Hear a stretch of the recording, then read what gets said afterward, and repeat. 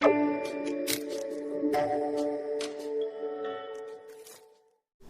বন্ধুরা, আমি Sujata. Welcome to প্রেয়ার স্টেপটোলজি চ্যানেলে। আজকে আমি ডিসকাশন করবো অঙ্ক practice set number 66 for WP constable mains, West Bengal excise mains এবং স্পেশালি হচ্ছে ডাব্লিউপি এসআইয়ের জন্য, এসআই পেলের জন্য।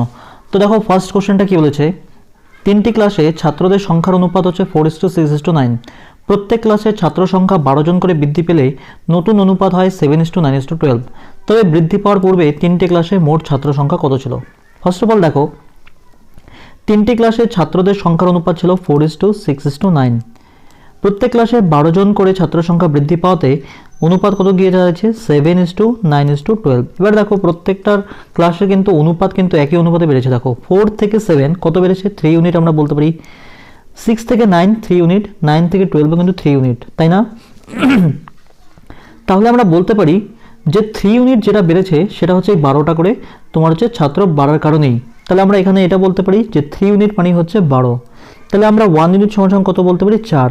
তাহলে আমাদের বলেছে যে বৃদ্ধি পাওয়ার পূর্বে হচ্ছে তিনটা ক্লাসে মোট ছাত্র সংখ্যা কত ছিল? 4 আর 6 যোগ করে হচ্ছে 10, 10 আর 9 যোগ করে হচ্ছে 19। তাহলে আমরা বলতে পারি মোট ছাত্র সংখ্যা ছিল হচ্ছে 19 ইউনিট। তাহলে 1 ইউনিট যদি 4 হয় তাহলে 19 ইউনিট সমান আমরা কত বলতে পারি? সেটা হচ্ছে 19 গুণ হচ্ছে 4, যেটা হচ্ছে 76। তাহলে আমরা বলতে পারি মোট ছাত্র সংখ্যা ছিল হচ্ছে 76 জন বৃদ্ধি পাওয়ার পূর্বে। আমাদের অ্যান্সার এখানে হবে অপশান এ। অপশান এ হবে আমাদের অ্যান্সার। আশা করি ক্লিয়ার। আর তোমাদেরকে বলবো, যারা আমাদের আগের প্র্যাকটিস পেপারগুলো দেখে অঙ্ক প্র্যাকটিস করতে চাও, এখনও কিন্তু আমি টোটাল হচ্ছে 65টা অঙ্ক প্র্যাকটিস পেপার ডিসকাশন করেছি। আর যারা মেনলি হচ্ছে ডাব্লিউপি কনস্টেবল মেন্স বা এক্সাইজ মেন্সের জন্য প্রিপারেশন করছো, তারা কিন্তু অঙ্কর সাথে ইংরাজিও প্র্যাকটিস পেপার আমি আপলোড করছি এখন। ইংরেজি এখনও পর্যন্ত আমি 9টা প্র্যাকটিস পেপার ডিসকাশন করেছি। তোমরা কিন্তু সেটা প্লেলিস্টে ভিজিট করে বা এই ভিডিও ডিসক্রিপশনে যে লিঙ্ক দেওয়া থাকবে সেখানে কিন্তু ক্লিক করে ওই প্র্যাকটিস পেপারগুলো প্র্যাকটিস করতে পারো। তোমাদের এক্সামের জন্য খুব হেল্পফুল হবে। ক্লিয়ার? নেক্সট কোশ্চেনটা দেখবো। 2 নম্বর কোশ্চেনটা বলেছে 9 জন ব্যক্তির মধ্যে 8 জন ব্যক্তি প্রত্যেকে 30 টাকা করে খাবারে খরচ করে। নবমতম ব্যক্তি 9 জন ব্যক্তির গড় খরচের তুলনায় 20 টাকা বেশি খরচ করে, তবে খাবারে মোট কত টাকা খরচ হয়েছিল? ফার্স্ট অফ অল দেখো, এখানে টোটাল 9 জন ব্যক্তির কথা বলা হয়েছে, যেখানে 8 জন ব্যক্তি প্রত্যেকে 30 টাকা করে খরচ করেছে। তাহলে 8 জন ব্যক্তি যদি প্রত্যেকে 30 টাকা করে খরচ করে থাকে, তাহলে মোট তারা কত টাকা খরচ করবে? সেটা হচ্ছে 8 গুণ 30, এই টাকাটা খরচ করবে। যে নবমতম ব্যক্তি আমরা ধরে নিলাম সে x টাকা খরচ করেছে, তাহলে 9 জন ব্যক্তির মোট খরচ হলো 8 × 30 প্লাস হচ্ছে x। তাহলে 9 জন ব্যক্তির আমরা গড় খরচ কত বলতে পারি? 9 দিয়ে ভাগ। এবার বলেছে দেখো 9 জন ব্যক্তির যেটা হচ্ছে গড় খরচ, তার থেকে নবমতম ব্যক্তির খরচ কিন্তু 20 টাকা বেশি। তাহলে আমরা বলতে পারি নবমতম ব্যক্তির খরচটা আমরা x ধরেছি, সেখান থেকে যদি আমরা 20 টাকা বাদ দিই, তাহলে নবমতম ব্যক্তির যে খরচ আর এখানে 9 জন ব্যক্তির যেটা গড় খরচ সেটা আমরা কি বলতে পারি? সমান। কারণ হচ্ছে 20 টাকা যেহেতু বেশি বলেছিল, আমরা 20 টাকা বাদ দিয়ে দিলাম। আশা করি সমীকরণটা বুঝতে পারলে। তাহলে এবার এখান থেকে যদি ক্যালকুলেশন করো, দেখো 8 × 30 মাল্টিপ্লাই করলে আমরা পাবো হচ্ছে 240, প্লাস আমরা এখানে পাচ্ছি হচ্ছে x। এদিকে আমরা যদি 9কে x দিয়ে মাল্টিপ্লাই করি আমরা পাবো 9x, আর এখানে আমরা পাচ্ছি হচ্ছে 180। যদি 180কে আমরা এই পাশে পাঠিয়ে দিই, তাহলে হচ্ছে 240-এর সাথে 180 যোগ করলে আমরা কত পাবো? সেটা আমরা পাবো হচ্ছে 420। 9x থেকে x মাইনাস করলে আমরা কত পাবো? সেটা হচ্ছে 8x। তাহলে আমরা বলতে পারি যে 8x ইকুয়ালটি হচ্ছে 420। তাহলে এখান থেকে x এর মান আমরা কত বলতে পারি? যদি এখান থেকে তুমি x এর মান বের করো, তাহলে তুমি x এর মান যেটা পাবে, x এর মান পাবে হচ্ছে 52 টাকা 50 পয়সা। 420কে 8 দিয়ে ভাগ করলে তুমি পাবে হচ্ছে 52 টাকা 50 পয়সা। তাহলে দেখো নবমতম যে ব্যক্তি তার খরচ হচ্ছে 52 টাকা 50 পয়সা। আমাদের বের করতে বলা হয়েছে যে খাবারে মোট কত টাকা খরচ হয়েছিল। তাহলে 8 জন ব্যক্তির মোট খরচ ছিল 8 গুণ হচ্ছে 30, আর নবমতম ব্যক্তি খরচ করেছে 52 টাকা 50 পয়সা। তাহলে মোট খরচ আমরা পেয়ে যাব। তাহলে এখানে আমরা পাচ্ছি 240, আর এখানে 52 টাকা 50 পয়সা। যোগ করলে আমরা কত পাবো? সেটা হচ্ছে 292 টাকা 50 পয়সা। তা আমাদের যেটা অ্যান্সার সেটা হচ্ছে অপশান সি। খুব সুন্দর অঙ্ক, খুব ভালো অঙ্ক কিন্তু তোমাদের এক্সামের পার্সপেক্টিভে। ক্লিয়ার? নেক্সট কোশ্চেনটা দেখবো।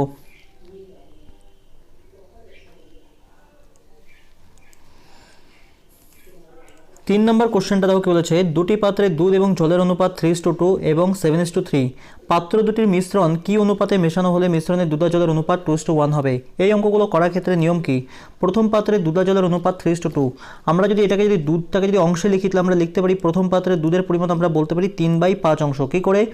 3 এবং 2 যোগ করে 5, 5 আমরা নিচে লিখলাম, আর যেটা হচ্ছে দুধের অনুপাত সেটা আমরা উপরে লিখলাম, অর্থাৎ 3/5 অংশ আমি দুধের পরিমাণ বলতে পারি।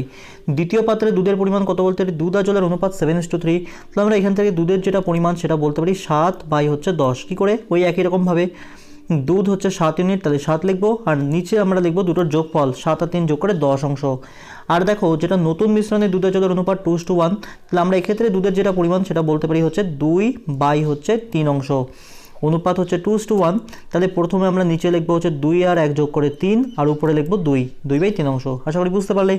এবার এটাকে আমরা করব হচ্ছে অ্যালিগেশন মেথড। যদি এখান থেকে আমরা অ্যালিগেশন মেথড করি, দেখো এখানে তোমার হচ্ছে 3/5 আর এখানে হচ্ছে 2/3, তাহলে 3/5 এবং 2/3 এর মধ্যে কে বড়, অবশ্যই 2/3 বড়। তাহলে 2/3 থেকে তুমি যদি 3/5 অংশ বিয়োগ করো তুমি কত পাবে, এক্স্যাক্টলি তুমি যেটা পাবে সেটা হচ্ছে 15 এখানে পাবে, এদিক থেকে তোমার 10 আর এদিকে হচ্ছে 9, 1/15 অংশ এটা তুমি পাবে। আর এখান থেকে যদি তুমি হচ্ছে 7/10 থেকে যদি 2/3 বিয়োগ করো তুমি যেটা পাবে সেটা হচ্ছে 30, 1/30 অংশ। দেখো বিয়োগ করে দেখো এটাই পাবে। এবার আমাদের যেটা অনুপাত করতে হবে সেটা হচ্ছে 1/30 সাথে 1/15 অনুপাত। এই অনুপাত আমরা যেটা পাবো সেটাই কিন্তু এই অনুপাতেই মিশ্রণ দুটো মেশানো হবে। তাহলে আমরা এটাকে যদি সরল অনুপাতে করে নিই, আমরা এখান থেকে একবার লিখতে পারি 1/30 আর এদিকে হচ্ছে 1/15। 30 এবং 15 লসাগু হচ্ছে 30, আমরা 30 দিয়ে এটাকেও গুণ করব, 30 দিয়ে এটাকেও গুণ করব। 30 কেটে যাচ্ছে, এখানে 15 দিয়ে 30কে কাটলে 2। তাহলে আমরা বলতে পারি যে 1:2 অনুপাতে কিন্তু মিশ্রণ দুটো মেশাতে হবে। কি কারণে, দুধ আর জলের অনুপাত 2:1 রাখতে গেলে। এই অঙ্কটাও কিন্তু খুব ইম্পর্টেন্ট তোমাদের এক্সামের জন্য। তো এই ক্ষেত্রে আমাদের যেটা অ্যান্সার সেটা হচ্ছে অপশন বি। আমি কিন্তু প্রত্যেকটা কোশ্চেন, খুব ইম্পর্টেন্ট কোশ্চেনগুলোই ডিসকাশন করছি, এগুলো প্রত্যেকটা কোশ্চেন কিন্তু তোমাদের এক্সামে আসার মতোই। ক্লিয়ার? নেক্সট কোশ্চেনটা দেখব।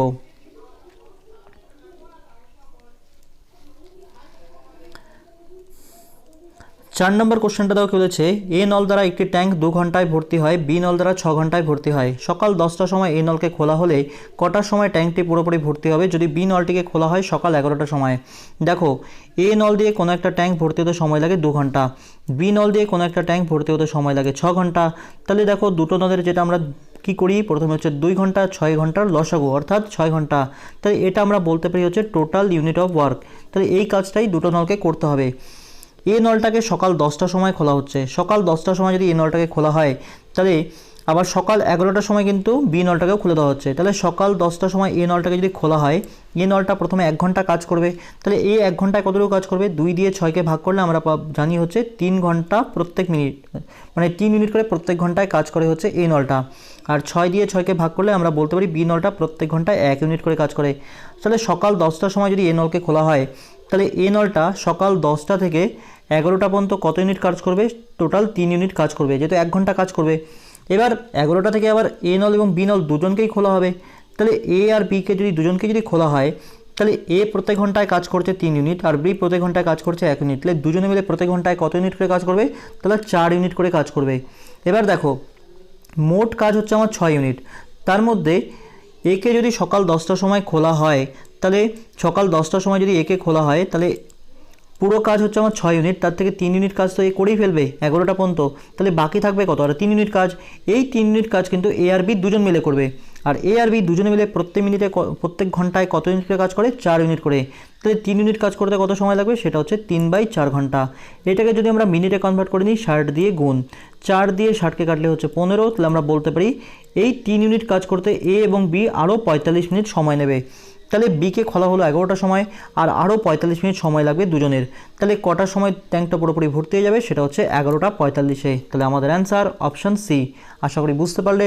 আর যদি কেউ একবারে বুঝতে না পারো আমি তোমাদেরকে অনুরোধ করবো তোমরা ভিডিওটা একবার রিপিট করে দেখো, প্রত্যেকটা কনসেপ্ট তোমাদের ক্লিয়ার হয়ে যাবে। ক্লিয়ার? নেক্সট কোশ্চেনটা দেখবো।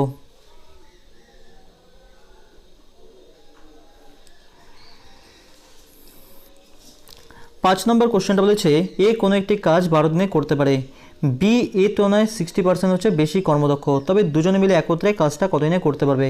প্রথমে দেখো এ কোনো একটা কাজ করতে পারে হচ্ছে 12 দিনে, আর বি কোনো একটা কাজ কত দিনে করতে পারে সেটা আমরা জানি না। এবার দেখো বলেছে বি এর যেটা হচ্ছে কর্মদক্ষতা সেটা হচ্ছে 60%, অর্থাৎ এর যদি কর্মদক্ষতা আমরা 100 বলি, বি এর কর্মদক্ষতা বলতে পারি 160, এটা হচ্ছে কর্মদক্ষতা। তাহলে যদি আমরা অনুপাত করি সেটা আমরা পাবো হচ্ছে 5/8, 5:8। তাহলে সময়ের ক্ষেত্রে অনুপাতটা আমরা কত বলতে পারি, সেটা হচ্ছে 8:5। যেহেতু কাজ কর্মদক্ষতার সাথে সময়ের সম্পর্ক ব্যস্তানুপাতিক সম্পর্ক, তাহলে আমরা বলতে পারি যে এ সময় নেয় 8 ইউনিট, যেখানে বি সময় নেয় হচ্ছে 5 ইউনিট। এ কাজটা করতে কত সময় নিচ্ছে, 12 দিন। তাহলে আমরা এখান থেকে এটা বলতে পারি না যে 8 ইউনিট মানে হচ্ছে 12 দিন। তাহলে 1 ইউনিট সমান আমরা কত বলতে পারি, সেটা হচ্ছে 12/8, যেটা হচ্ছে 3/2 দিন। তাহলে 5 ইউনিট সমান আমরা কত বলতে পারি, সেটা হচ্ছে 15/2। অর্থাৎ আমরা বলতে পারি যে বি পুরো কাজটা করতে সময় নেবে 15/2 দিন। এবার যেটা বলেছে যে দেখো যে দুজনে মিলে একত্রে কাজটা কত দিনে করতে পারবে। তাহলে এ কাজটা করতে সময় নেয় হচ্ছে 12 দিন, আর বি কাজটা করতে সময় নেবে আরও 15/2 দিন। তাহলে আমরা এরকম ফর্মুলা জানি যে এ ইন্টু বি, আর নিচে আমরা লিখবো হচ্ছে এ প্লাস বি, মানে 15/12 যোগ আবার 15/2। এটা হচ্ছে এ আর বি একত্রে কাজটা কত দিনে করবে সেটা আমরা পেয়ে যাব। এখান থেকে যদি আমরা ক্যালকুলেশন করি, তাহলে দেখো এটাকে যদি আমরা প্রপারলি ক্যালকুলেশন করি, তাহলে আমরা এটা কি পাবো, 12 গুণ হচ্ছে 15 বাই হচ্ছে 2, আর নিচে আমরা পাচ্ছি হচ্ছে 12 যোগ হচ্ছে 15 বাই হচ্ছে 2। এখান থেকে ক্যালকুলেশন করলে আমরা পাবো হচ্ছে 12 ইন্টু হচ্ছে 15 বাই হচ্ছে 2, নিচে আমরা পাবো হচ্ছে 39 বাই হচ্ছে 2। 2 কেটে দাও, যদি আমরা 3 দিয়ে কাটি এটা আমরা পাবো 4, আর এটা আমরা পাবো হচ্ছে 13। অর্থাৎ আমরা বলতে পারি এ এবং বি দুজনে মিলে 60/13 দিনে কাজটা কমপ্লিট করবে। তা আমাদের যেটা অ্যান্সার সেটা হচ্ছে অপশান ডি। আশা করি ক্লিয়ার। নেক্সট কোশ্চেনটা দেখব।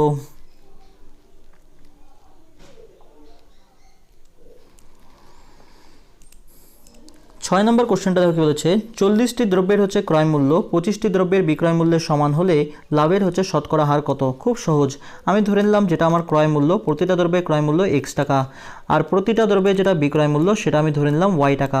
তাহলে 40টা দ্রব্যের ক্রয় মূল্য কত হবে, এক একটি দ্রব্যের ক্রয় মূল্য x টাকা হলে 40টা দ্রব্যের ক্রয় মূল্য হচ্ছে 40x, আর এক একটা দ্রব্যের বিক্রয় মূল্য y টাকা হলে 25টা দ্রব্যের বিক্রয় মূল্য 25y, 25y।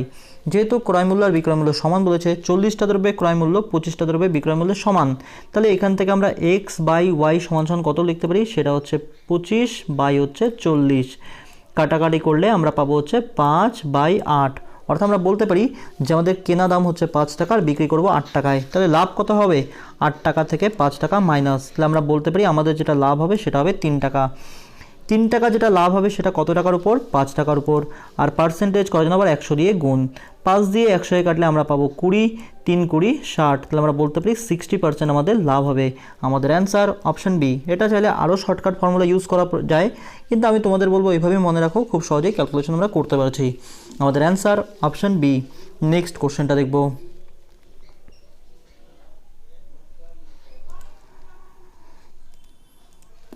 7 নম্বর কোশ্চেনটা বলেছে, একটি নির্বাচনী কেন্দ্রে মোট হচ্ছে 2 জন প্রার্থী ছিল, পরাজিত প্রার্থী হচ্ছে 40% ভোট পেয়ে 298 ভোটে পরাজিত হয়, তবে নির্বাচনী কেন্দ্রে হচ্ছে মোট ভোটারের সংখ্যা কত। 2 জন প্রার্থী, আমি ধরে নিলাম যে মোট ভোটারের সংখ্যা হচ্ছে 100%। যদি পরাজিত প্রার্থী 40% ভোট পেয়ে থাকে, তাহলে বিজয়ী প্রার্থী কত পার্সেন্ট ভোট পাবে, সেটা হচ্ছে 60%। এবার দেখো পরাজিত প্রার্থী ভোট পেয়েছে 40%, বিজয়ী প্রার্থী ভোট পেয়েছে 60%। তাহলে পরাজিত প্রার্থী কত পার্সেন্ট ভোটে জিতে হেরেছে, আমরা এখান থেকে বলতে পারি না যে বিজয়ী প্রার্থী যেহেতু 60% ভোট পেয়েছে আর পরাজিত প্রার্থী 40% ভোট পেয়েছে, তাহলে তাদের ভোটের পার্সেন্টেজ যেটা ডিফারেন্স সেটা হচ্ছে 20%। তাহলে আমরা বলতে পারি পরাজিত প্রার্থী 20% ভোটে হেরেছে। সেই 20% ভোটটাই আমরা এখানে বলতে পারি 298টা ভোট। তাহলে আমরা এটা বলতে পারি যে 20% মানেই হচ্ছে 298, 20% মানে হচ্ছে 298টি ভোট।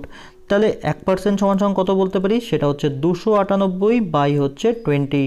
আর 100% সমান আমরা তাহলে কত বলতে পারি, যেটা হচ্ছে 298 বাই হচ্ছে 20 ইন্টু হচ্ছে 100। 20 দিয়ে 100কে কাটলে আমরা পাবো 5, তাহলে হচ্ছে 298কে আমরা গুণ করব 5 দিয়ে। 298কে 5 দিয়ে আমরা গুণ করলে কত পাবো, 5 8 40 0 হাতে রইল 4, 5 নং 45 আর 4 হচ্ছে 49, 9 হাতে 4, 5 2 10 আর 4 হচ্ছে 14, অর্থাৎ 1490টি ভোট টোটাল। আমাদের অ্যান্সার অপশান সি। খুব সহজ অঙ্ক, আমি কিন্তু এখানে খুব একটা বেশি কঠিন অঙ্ক নিয়ে নিই, কয়েকটা কঠিন অঙ্ক নিয়েছি আর কয়েকটা কিন্তু খুব সহজ অঙ্কই নিয়েছি। ক্লিয়ার। নেক্সট কোশ্চেনটা দেখব।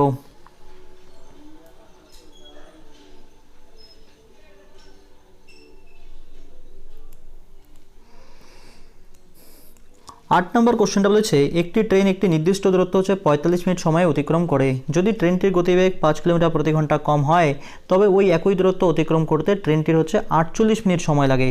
তবে ট্রেনটি কত দূরত্ব অতিক্রম করেছিল। ফার্স্ট অফ অল দেখো, একটা ট্রেনের গতিবেগ আমরা ধরে নিলাম হচ্ছে x কিলোমিটার প্রতি ঘন্টা। x কিলোমিটার প্রতি ঘন্টা গতিবেগে গেলে ট্রেনটা মিললে হচ্ছে 45 মিনিট সময়ে কোনো একটা দূরত্ব অতিক্রম করে। তাহলে সময়টা যদি 45 মিনিট হয় তাহলে সেটাকে ঘন্টায় কনভার্ট করলে আমরা কি লিখতে পারি 45/60, তাহলে সেটা হয়ে গেল ঘন্টাতে। এবার যখন গতিবেগ 5 কিলোমিটার প্রতি ঘন্টা কমানো হচ্ছে তাহলে গতিবেগটা আমার হয়ে গেল x-5, তাহলে তার সময়টা কত লাগছে সেটা হচ্ছে 48 মিনিট। যদি আমরা ঘন্টায় কনভার্ট করে নিই তাহলে লিখতে পারি 48/60। তাহলে দেখো এখানে হচ্ছে গতিবেগ আর সময় গুণ করে দূরত্ব, আর এখানে হচ্ছে গতিবেগ আর সময় গুণ করে দূরত্ব দুটো কিন্তু সমান, তাই না? তাহলে এখান থেকে 60 আমরা কেটে দিতে পারি। যদি আমরা এখান থেকে কাটাকাটি করি 3 দিয়ে কাটলে এটা হচ্ছে 15 আর এটা 3 দিয়ে কাটলে হচ্ছে 16। তাহলে আমরা এখান থেকে বলতে পারি হচ্ছে 15x, এদিকে আমরা বলতে পারি হচ্ছে 16x মাইনাস হচ্ছে 80। 15x থেকে 16x মাইনাস করলে আমরা পাবো -x ইকুয়াল টু হচ্ছে -80, অর্থাৎ x ইকুয়াল টু হচ্ছে 80। অর্থাৎ ট্রেনটার যেটা গতিবেগ সেটা হচ্ছে 80 কিলোমিটার প্রতি ঘন্টা। দূরত্ব আমরা কীভাবে বের করব? দূরত্ব সমান আমরা কী জানি, গতিবেগ ইন্টু সময়। এটা হয় দূরত্ব আমার, অথবা এটা হচ্ছে আমার দূরত্ব। তাহলে আমরা যদি এখানে যদি আবার x এর মানটা বসিয়ে দিই তাহলে আমরা পেয়ে যাবো দূরত্ব। তাহলে দেখো গতিবেগ হচ্ছে আমার 80 কিলোমিটার প্রতি ঘন্টা আর সময় লেগেছে 45 মিনিট। ঘন্টায় কনভার্ট করলে 45/60, 15 দিয়ে কাটলে 3 বাই হচ্ছে 4 দিয়ে 80 কাটলে 20। তাহলে আমরা বলতে পারি যেটা আমাদের দূরত্ব সেটা হচ্ছে 60 কিলোমিটার। আমাদের অ্যান্সার অপশান এ। আশা করি ক্লিয়ার হয়েছে। এরপরেও যদি কেউ বুঝতে না পারো অবশ্যই কিন্তু সেটা আমাকে কমেন্ট সেকশনে কিন্তু জানাতে পারো। ক্লিয়ার? নেক্সট কোশ্চেনটা দেখব।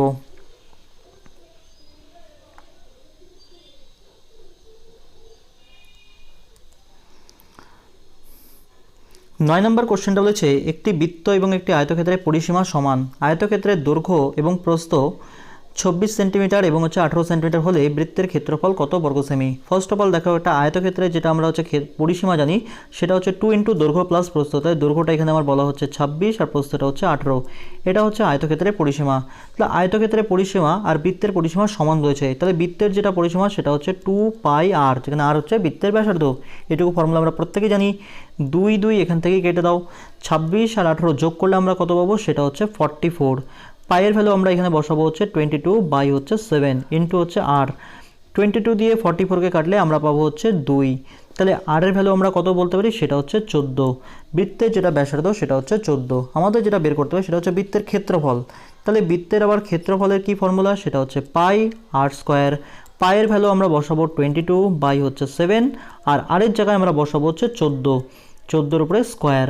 তাহলে 22 বাই হচ্ছে 7 ইন্টু হচ্ছে 14 ইন্টু হচ্ছে 14। 14 দিয়ে 7 দিয়ে 14কে কাটলে 2। তাহলে আমরা এখান থেকে বলতে পারি 22কে 2 দিয়ে গুণ করলে হচ্ছে 44 ইন্টু হচ্ছে 14। যদি আমরা মাল্টিপ্লাই করি সেটা আমরা পাবো হচ্ছে 616 বর্গ সেমি। তা আমাদের যেটা অ্যান্সার সেটা হচ্ছে অপশান ডি। শুধুমাত্র ফর্মুলা, আয়তক্ষেত্রের পরিসীমার ফর্মুলা, বৃত্তের পরিসীমার ফর্মুলা আর বৃত্তের ক্ষেত্রফলের ফর্মুলা ইউজ করলেই আমাদের অঙ্ক কিন্তু হয়ে গেল। ক্লিয়ার? নেক্সট কোশ্চেনটা দেখব।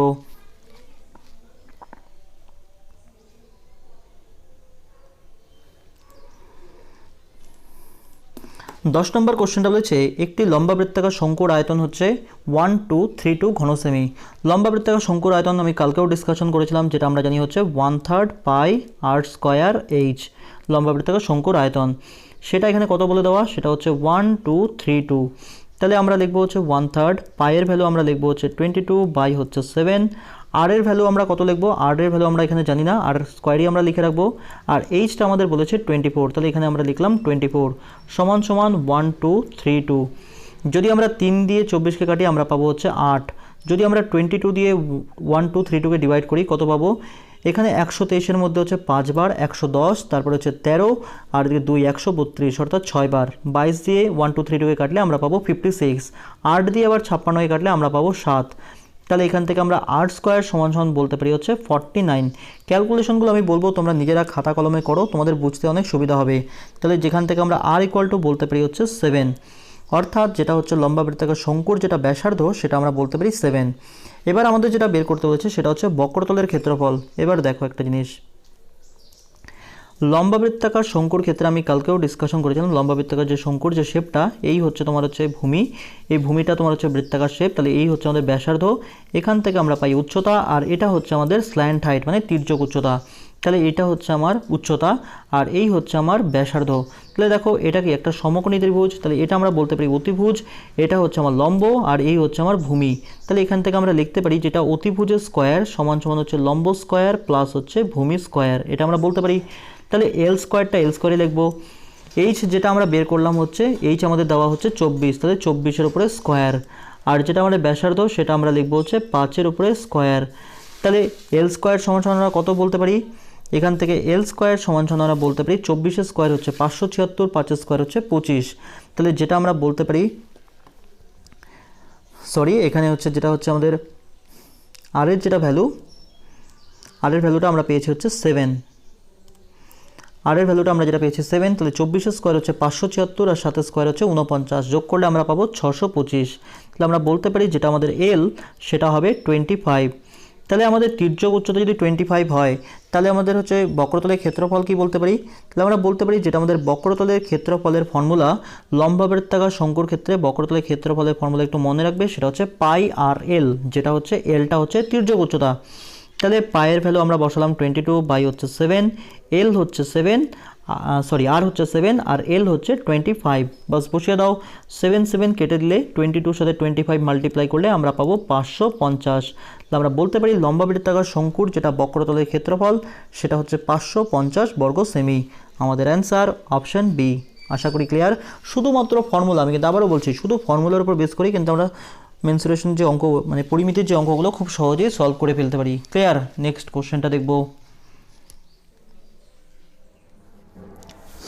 11 নম্বর কোশ্চেনটা বলেছে একটি বৃত্তের ক্ষেত্রফল 22 বর্গ সেন্টিমিটার বৃদ্ধি পায় যখন বৃত্তের ব্যাসার্ধ 1 সেন্টিমিটার বাড়ানো হয়, তবে বৃত্তের ব্যাসার্ধ কত সেন্টিমিটার। ফার্স্ট অফ অল দেখো, একটা বৃত্তের ক্ষেত্রফল যেটা হচ্ছে আমরা ধরে নিলাম যে বৃত্তের যেটা ব্যাসার্ধ সেটা হচ্ছে আর, তাহলে বৃত্তের ক্ষেত্রফল আমরা কত বলতে পারি, সেটা হচ্ছে পাই আর স্কোয়ার। এবার বৃত্তের ব্যাসার্ধ যদি 1 সেন্টিমিটার বাড়ানো হয়, তবে আমরা নতুন বৃত্তের ক্ষেত্রফল কত বলতে পারি, সেটা হচ্ছে পাই আর প্লাস 1 তার হোল স্কোয়ার। এটা আমরা বলতে পারি নতুন বৃত্তের ক্ষেত্রফল। তাহলে দেখো, এটা হচ্ছে এখনের বৃত্তের ক্ষেত্রফল আর এটা হচ্ছে আগের বৃত্তের ক্ষেত্রফল। তাহলে এদের মধ্যে যেটা পার্থক্য সেটাই কিন্তু এখানে বলেছে 22। তাহলে এখান থেকে যদি আমরা পাই কমন নিয়ে আমরা লিখতে পারি ব্র্যাকেটের মধ্যে আর প্লাস 1 তার হোল স্কোয়ার মাইনাস হচ্ছে আর স্কোয়ার সমান সমান হচ্ছে 22। আমরা লিখতে পারি পায়ের ভ্যালু আমরা বলতে পারি হচ্ছে 22 বাই হচ্ছে 7। এখান থেকে দেখো এ প্লাস বি হোল স্কোয়ারের ফর্মুলা যদি আমরা ভাঙিয়ে দিই, লিখতে পারি আর স্কোয়ার প্লাস হচ্ছে 2r প্লাস হচ্ছে 1 মাইনাস হচ্ছে আর স্কোয়ার ইকুয়াল টু আমরা বলতে পারি 22 আমরা কেটে দিতে পারি এখান থেকে। এই আর স্কোয়ার আর আর স্কোয়ার এখান থেকে কেটে যায়, তাহলে আমরা এখান থেকে বলতে পারি 2r প্লাস 1 ইকুয়াল টু হচ্ছে 7। কী করে, কারণ এই 7 দিয়ে এখানে গুণ হয়ে যাবে। তাহলে 2r ইকুয়াল টু আমরা বলতে পারি 6, যেখান থেকে আর ইকুয়াল টু আমরা বলতে পারি হচ্ছে 3। অর্থাৎ বৃত্তের যেটা আমরা ব্যাসার্ধ, মানে প্রকৃত ব্যাসার্ধ, সেটা বলতে পারি 3 সেন্টিমিটার। তাহলে আমাদের যেটা অ্যান্সার সেটা হচ্ছে অপশন এ। আশা করি ক্লিয়ার। নেক্সট কোশ্চেনটা দেখব। 12 নম্বর কোশ্চেনটা দেখো কি বলেছে, অরুণ হচ্ছে 20,000 টাকা দুজন বন্ধুকে ধার দেয়। প্রথম বন্ধুকে 12,000 টাকা বার্ষিক 8% সরল সুদের হারে ধার দেয়। অরুণ মোটের ওপর 10% সুদের সরল সুদের হারে লাভ করতে চাইলে সে বাকি টাকা দ্বিতীয় বন্ধুকে কত % বার্ষিক সুদের হারে ধার দেবে। প্রথমে দেখো, অরুণ টোটাল হচ্ছে 20,000 টাকা দুজন বন্ধুকে ধার দিয়েছে, মানে মোট 20,000 টাকা ধার দিয়েছে। তার উপর সে কত % লাভ করতে চায়, 10% লাভ করতে চায় সরল সুদের হারে। তাহলে 1 বছরে সে কত টাকা সুদ পাবে, এটা হচ্ছে প্রিন্সিপাল, এটা হচ্ছে সুদের হার, সময় 1 বছর, বাই হচ্ছে 100, পিটিআর বাই 100 এর ফর্মুলা। তাহলে এখান থেকে যদি আমরা দুটো শূন্য কাটে দিই, তাহলে আমরা বলতে পারি অরুণ টোটাল হচ্ছে 2,000 টাকা কিন্তু উপার্জন করতে চায়। তাহলে মোট যে সুদটা সে উপার্জন করতে চায় সেটা হচ্ছে 2,000 টাকা। এবার দেখো, সে তার এক বন্ধুকে কত টাকা ধার দিয়েছে, 12,000 টাকা। তাহলে 12,000 টাকা যদি সে তার এক বন্ধুকে ধার দিয়ে থাকে, কত % সুদের হারে, 8% সরল সুদের হারে। তাহলে 1 বছরে সে কত টাকা উপার্জন করবে, এই হচ্ছে তোমার প্রিন্সিপাল, এই হচ্ছে তোমার রেট অফ ইন্টারেস্ট, আর এই হচ্ছে সময়। তাহলে আমরা বলতে পারি সে 960 টাকা উপার্জন করবে। তাহলে সে কত টাকা উপার্জন করতে চেয়েছিল, 2,000 টাকা, আর সে উপার্জন করলো কত, 960 টাকা। তাহলে 2,000 টাকা থেকে যদি আমরা 960 টাকা মাইনাস করে দিই, তাহলে তাকে কিন্তু এখনও উপার্জন করতে হবে 1,040 টাকা। তাহলে 1,040 টাকা তাকে উপার্জন করতে হয়, তাহলে 1,040 টাকা থেকে সুদ পেতে হবে কত টাকার উপর, সে টোটাল কত টাকা দুজন বন্ধুকে ধার দিয়েছে, 20,000। প্রথম বন্ধুকে কত টাকা ধার দিল, 12,000। তাহলে তার কাছে এখন আর কত টাকা আছে, এখন তার কাছে আছে তাহলে 8,000 টাকা। তাহলে 8,000 টাকার উপর তাকে কিন্তু সুদ পেতে হবে 1,040 টাকা। তাহলে আমরা এইভাবে বলতে পারি যেটা আমাদের এখন ইন্টারেস্ট পেতে হবে সেটা হচ্ছে 1,040, কত টাকার উপর, 8,000 টাকার উপর। সময়টা আমাদের 1 বছর, সুদের হার আমরা আর বাই হচ্ছে 100, এখান থেকেই দুটো শূন্য কাটলাম। এই শূন্য আর এই শূন্য কাটলাম, আর 8 দিয়ে 104কে ভাগ করলে আমরা পাবো 13। আমরা বলতে পারি তাকে 13% সরল সুদের হারে দ্বিতীয় বন্ধুকে ধার দিতে হবে। আমাদের যেটা অ্যান্সার সেটা হচ্ছে অপশান ডি। খুব সুন্দর অঙ্ক, শুধু বড় অঙ্ক, কিন্তু কিছুই নাই। এসআই কিন্তু এই ধরনের কোশ্চেনই তোমরা এক্সপেক্ট করতে পারো। প্রিভিয়াস ইয়ারে কোশ্চেন তুলে দেখো, এই ধরনের কোশ্চেনই কিন্তু এসছে। ক্লিয়ার? নেক্সট কোশ্চেনটা দেখবো।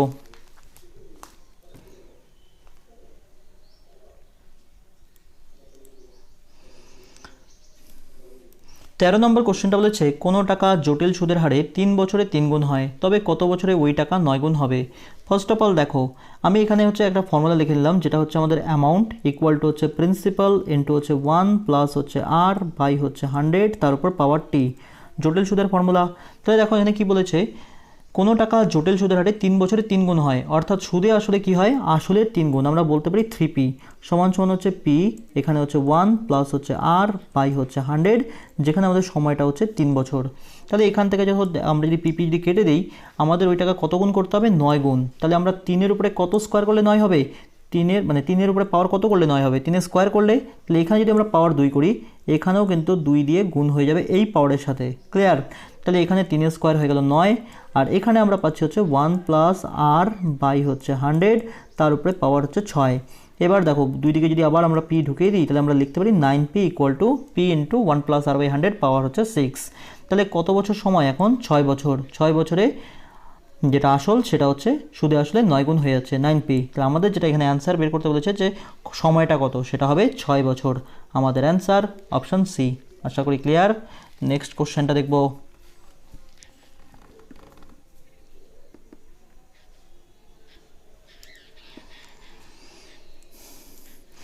14 নম্বর যে কোশ্চেনটা বলেছে, এক ব্যক্তি হচ্ছে 12 টাকা করে 150টি কলম ক্রয় করে, সে 50টি কলম বিক্রি করে 10% লাভে, বাকি কলম কত % লাভে বিক্রি করলে তার মোটের উপর 15% লাভ হবে? ফার্স্ট অফ অল দেখো এগুলো আমরা কীভাবে করবো। প্রথমে হচ্ছে 50টা কলম, টোটাল সে কলম কিনেছে কটা? 150টা। তাহলে 50টা কলম মানে কত অংশ আমি বলতে পারি, সেটা হচ্ছে 50 বাই হচ্ছে 150, এত অংশ। কত % লাভে বিক্রি করেছে? 10% লাভে, এখানে আমরা লিখব 10। বাকি কত অংশ আছে? টোটাল কলম হচ্ছে 150, 50টা কলম সে বিক্রি করলো, তার মানে তার কাছে এখনও 100টা কলম আছে। তাহলে সেটা এক্স্যাক্টলি কত অংশ? 100 বাই 150। ধরে নিলাম আমরা সে x% লাভে বিক্রি করবে। তাহলে এখানে দেখো 50টা কলম বাই 150 মানে এত অংশ 10% লাভে, আর বাকি অংশ এত % লাভে বিক্রি করে মোট কত লাভ হবে? 15%। তাহলে এখানে আমরা ইকুয়াল টু লিখব 15। এই অঙ্কগুলো করার ক্ষেত্রে এটা হচ্ছে খুব সহজ নিয়ম, কিছুই না। আমাদের দেখতে হবে কত অংশ বিক্রি করা হচ্ছে কত % লাভে, বাকি অংশ বিক্রি করা হচ্ছে কত % লাভে, তাদের যেটা যোগফল সেটাই হচ্ছে মোট লাভ্যাংশ বা মোট লাভ। তাহলে এখান থেকে 50 দিয়ে 150কে কাটলে আমরা পাবো 3, 150 অর্থাৎ হচ্ছে 2/3। এবার প্রশ্ন হচ্ছে তাহলে এই 12 টাকা কি প্রয়োজন নেই? না, আমাদের প্রয়োজনই নেই, আমাদের কোনো প্রয়োজন নেই। এটা দেখো এখান থেকে ক্যালকুলেশন হয়ে যাবে 10/3, এখান থেকে আমরা বলতে পারি হচ্ছে 2x বাই হচ্ছে 3 ইকুয়াল টু হচ্ছে 15। তাহলে আমরা এখান থেকে পাবো হচ্ছে কত, যদি আমরা এখান থেকে ক্যালকুলেশন করি সেটা হচ্ছে 2x বাই হচ্ছে 3। 15 থেকে যদি আমরা 10/3 মাইনাস করে দিই, তাহলে আমরা কত পাবো? এদিক থেকে আমরা পাবো হচ্ছে মেনলি 45, 10, তাহলে হচ্ছে 35/3। এটুকু আশা করি তোমরা নিজেরা পারবে। এই 3 কেটে দাও, আর যদি আমরা 2x ইকুয়াল টু 35 বলি, তাহলে x এর ভ্যালু আমরা পাবো হচ্ছে 17.5%। অর্থাৎ আমরা বলতে পারি যে বাকি অংশ যদি সে 17.5% লাভে বিক্রি করে, তবেই তার মোটের উপর 15% লাভ হবে। তাহলে এক্ষেত্রে আমাদের যেটা অ্যান্সার সেটা হচ্ছে অপশান ডি। আমাদের যেটা অ্যান্সার হবে সেটা হচ্ছে অপশান ডি। অপশান ডি হবে আমাদের অ্যান্সার। আশা করি ক্লিয়ার। নেক্সট কোশ্চেনটা দেখব।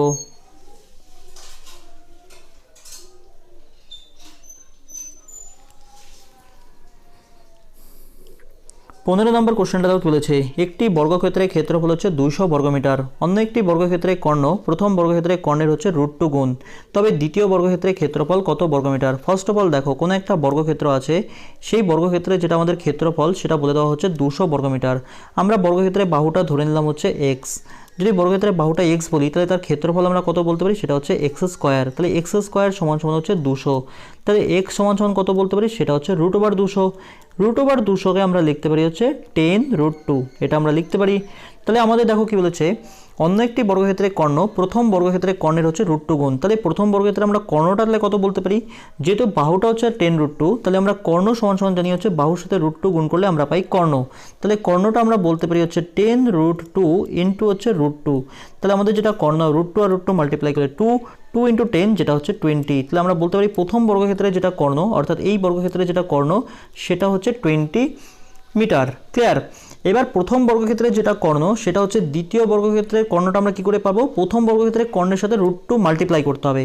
তাহলে আমরা বলতে পারি দেখো দ্বিতীয় বর্গক্ষেত্রে যেটা কর্ণ মানে ডায়াগোনাল সেটা হচ্ছে 20, তার সাথে √2 মাল্টিপ্লাই করতে হবে। তাহলে আমরা বলতে পারি দ্বিতীয় বর্গক্ষেত্রের কর্ণটা হবে 20√2। ক্লিয়ার?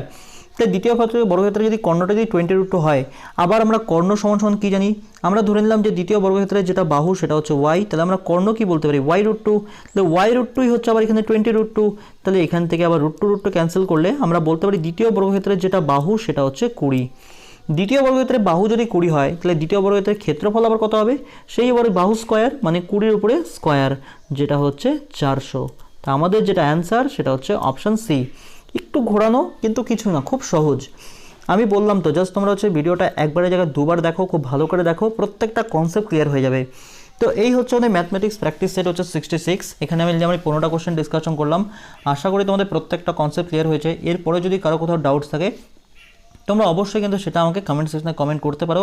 আর তোমাদের কাছে একটাই অনুরোধ, যখন তোমরা ভিডিওগুলো দেখা শুরু করবে পুরো ভিডিওটা কমপ্লিট দেখো, মাঝখানে স্কিপ করো না, কারণ এই ভিডিওগুলো তৈরি করতে কিন্তু আমার অনেকটাই পরিশ্রম করতে হয়। আর তোমরা যদি কমপ্লিট ভিডিও দেখো তাহলেই তোমাদের জন্য ফ্রুটফুল হবে, না হলে কিন্তু কোনোভাবেই ফ্রুটফুল হবে না। আর থ্যাংক ইউ তোমাদের প্রত্যেককে, যেভাবে আমাকে সাপোর্ট করে আসছো। আমার 1K সাবস্ক্রাইবার কমপ্লিট হয়েছে, তোমাদের প্রত্যেককে অসংখ্য ধন্যবাদ আমাকে এভাবে সাপোর্ট করার জন্য। আর আমি চেষ্টা করব তোমাদের জন্য এভাবেই হচ্ছে ভিডিও আপলোড করার। Thank you for watching this video. God bless you all.